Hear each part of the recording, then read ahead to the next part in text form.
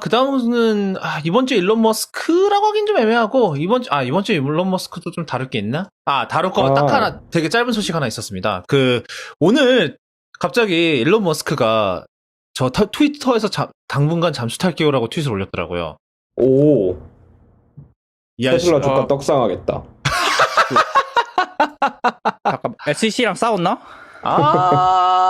글쎄요. 제가 그거를 올리겠습니다. 잠시만요. Off Twitter for a while.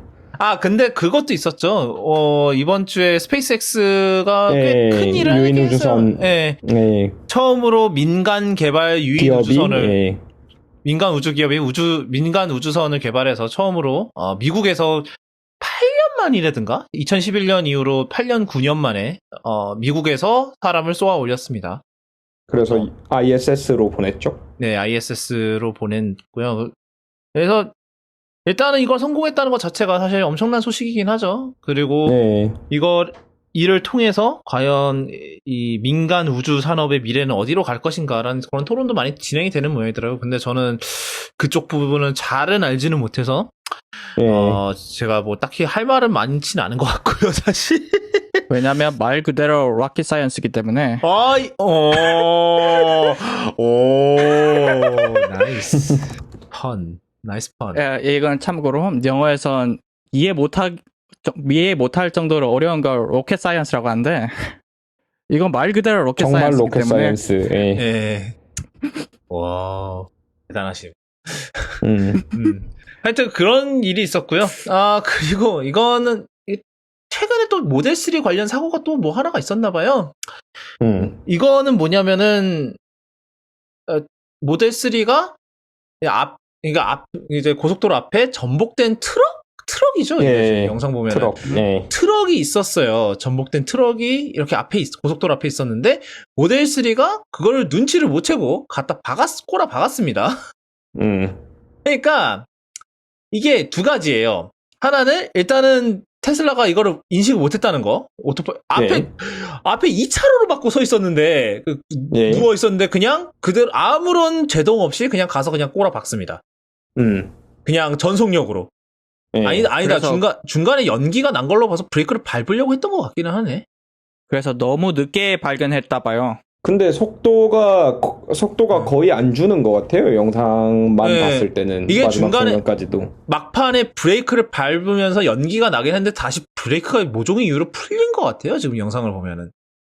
이 아니면 영상에서 뭐 어떤 예. 사람은 뭐 그렇게 얘기하는 사람도 있더라고요. 그냥 트럭에서 쏟아진 그러니까 트럭에서 뭐가 쏟아져서 그걸 밟으면서 그 구간에서 연기가 나는 거고 그냥 마지막까지 감속 없이 들이받았다라고 하는 사람도 있더라고요. 영상에서 속도가 안 줄어드니까. 그래서 그 문제 같은 경우는 이런 해설이 있어요. 그 모종의 이유로 그 대비가 굉장히 떨어진 환경에서 아예 하얀색으로 엄청 큰 물체가 있으니까 그 안 좋은 환경이니까 이 테슬라 이 컴퓨터에서 이걸 물체로 인식하지 못하고 배경으로 인식했을 가능성이 있다. 그러니까 일단 기본적으로 그 테슬라뿐만 아니라 지금 현재의 그 첨단 드라이버 보조, 첨단 운전자 보조 시스템들은 대부분 공통적으로 그 멈춰 있는 물체를 인식하는 능력이 굉장히 약해요. 이거는 그 테슬라뿐 아니라 뭐 볼보, 현대기아 뭐 대부분의 자동차 회사들이 공통적으로 이제 매뉴얼에도 적어놓고 있는 건데 이게 보통 이제 이런 첨단 운전자 보조 시스템이 그 카메라 시스템이랑 레이더를 이렇게 동시에 활용해서 이제 작업을 하는데 레이더 시스템 같은 경우에는 그 멈춰 있는 물체는 없는 걸로 그 지워내는 식으로 그 처리를 한대요, 데이터를. 그게 아니라면 막 그 도로에 널린 게 멈춰 있는 물체잖아요. 그리고 그렇죠. 중간에 있는 그 분리대도 있을 수 있고 뭐 나무도 있을 수 있고 전봇대도 있을 수 있고 뭐 저 멀리 있는 다리도 있을 수 있고 그래서 이제 멈춰 있는 물체는 기본적으로 걔는 무시를 하고 걔는 움직이는 물체 위주로 이제 그걸 잡는 거고 이제 그거의 보완책으로 이제 카메라나 초음파 센서 같은 게 이제 짧은 거리로 진입했을 때 초음파 센서가 동작해서 앞쪽에 있는 물체를 감지한다던가 아니면 카메라가 멀리서부터 이제 저 앞쪽에 뭐가 있다 인지해서 속도를 줄이게 만든다든지 뭐 그런 식으로 되는데 어쨌든 이거는 기술적 한계예요. 그러니까 멈춰있는 물체를 제대로 못 보는 거. 그리고 이제 방금 쿠도우님께서 말씀하셨던 것처럼 그 트럭이 이렇게 도로에서 어디지? 등을 보여주면서 이렇게 전복돼 있는 상황이 흔한 건 아니니까 그 게다가 카메라 하필이면 그 트럭의 등이 하얀색으로 밋밋하게 대비가 별로 없어요. 이러면은 카메라에서 인식하기가 굉장히 까다롭습니다. 그러니까 그것 때문에 아마 사고가 났을 거고 당연히 이제 책임은 운전자가 다 져야 되는 거죠. 이게 완전 자율주행 5단계가 아닌 이상해야 운전자가 항상 전방을 주시하면서 그러니까 일반적인 운전을 할 때랑 똑같은 주의 의무를 해야 될 의무가 있는데 그걸 안 했으니까 뭐 이 사고의 책임은 운전자가 다 져야 되는 게 맞는데 일단 뭐 테슬라가 일단 뭐 그런 것도 있고 테슬라 같은 경우에는 그거는 좀 재고를 해야 된다고 봐요. 이거를 오토파일럿이라고 얘기를 하고 거기다가 이제 추가금을 들여서 옵션을 넣는 거는 풀 셀프 드라이빙이라고 얘기를 하거든요. 요즘 오토파일럿 옵션이 기본으로 들어가나요? 모델 3에? 아니면 그것도 추가 오토파일럿은 기본이고 이제 풀 셀프 드라이빙이라고 불리는 그 추가 옵션이 있어요. 아직 안 나온 소프트웨어요? 예, 그러니까 나중에 레벨 5까지 만들어 주겠다고 그 머스크가 약속한 그 옵션. 근데 어쨌든 그 차로 유지하면서 앞차랑 거리 조절하고 앞차가 정지하면 따라서 완전히 정지, 다시 출발까지 하는 요거는 그 오토파일럿 기능에 포함된 거거든요. 네.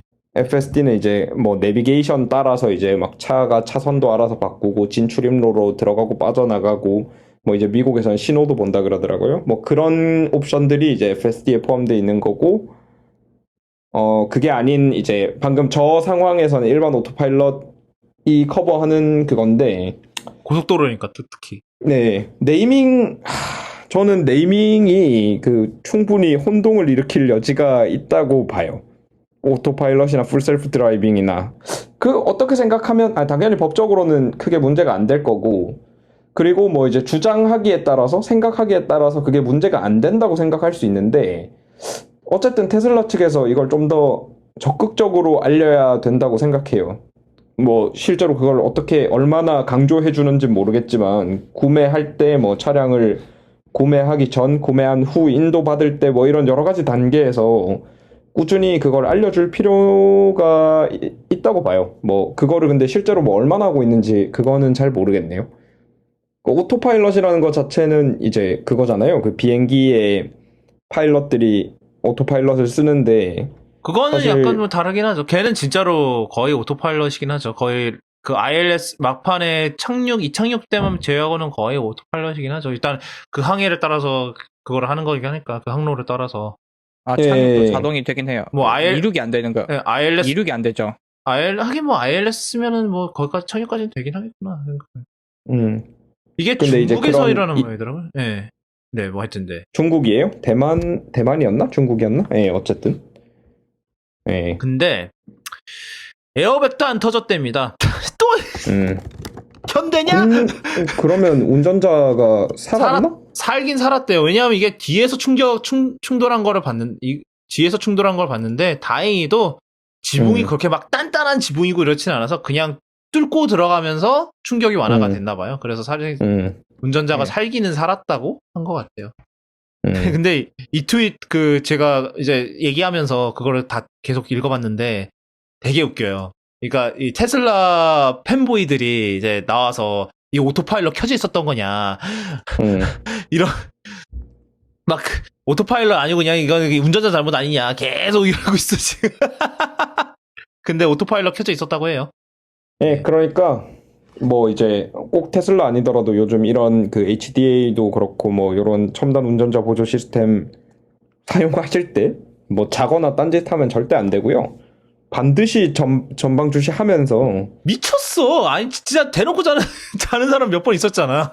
진짜로. 실제로 그 테슬라 유저 커뮤니티 같은 데 가면 헬퍼라고 이게 이런 사고가 발생을 하니까 테슬라에서도 이제 못 자게 핸들을 이제 중간중간에 계속 핸들을 흔들라고 얘기를 해요. 핸들에 충분한 토크가 안 주어지고 있으면 핸들 잡아라.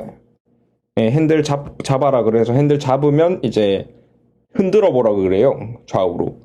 그래서 막 그런 식으로 해가지고 얘가 계속 이제 주의하고 있는지 그걸 계속 확인하는 시스템을 거치는데 그걸 바이패스 하나 보죠? 그 헬퍼라는 게 그걸 달아놓으면 걔가 계속 핸들에 충분한 토크를 가해가지고 얘가 계속 운전대를 잡고 있다고 테슬라가 착각하게 만들어요. 그래서 이게 업데이트 할 때마다 막 그 토크 값이 약간씩 달라져서 업데이트 할 때마다 뭐 무게를 더하고 무게를 빼고 뭐 이러면서까지 하는데 제발 그러지 맙시다. 형이 그게 나중에 소프트웨어 업데이트로 추가된 거니까 뭐 프라이드는 쉽긴 하겠네요. 예. 에휴. 진짜 첨단 운전자 주행 보조 같은 경우에는 잘 쓰면 훨씬 편하고 안전하게 드라이빙을 운전할 수 있게 도와주는 굉장히 훌륭한 도구인데 그거를 이제 과신하는 거죠. 어떻게 보면 과신하고 이게 네. 과신인 거랑 그 다음에 이 일론 머스크에 대한 맹록적인 그런 빠심이 섞여서 일어나는 약간 그런 게 아닐까 저는 그렇게 생각을 하긴 하거든요. 좀 그런. 어디까지나 보조 도구지 운전을 대신해주는 장비가 아니기 때문에. 그럼요. 네, 이게 정말 잘 쓰면 정말 편한 장치예요. 이게 정체되고 있을 때 특히. 정체되고 있을 때 이제 그럼요. 진짜 편하죠. 운전 피로를 굉장히 줄여주고 그리고 장거리 뛸 때도 이제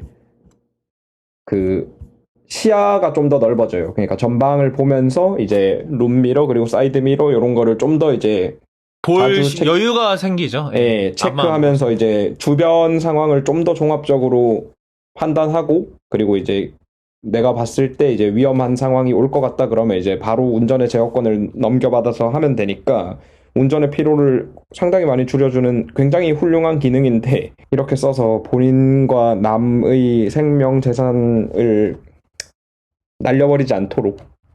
그러니까 아까 장성호님 얘기하셨는데 이거를 홍보하는 방식이 완전히 잘못됐어요. 하여튼 이것도 어떻게 보면 머스크 탓이죠.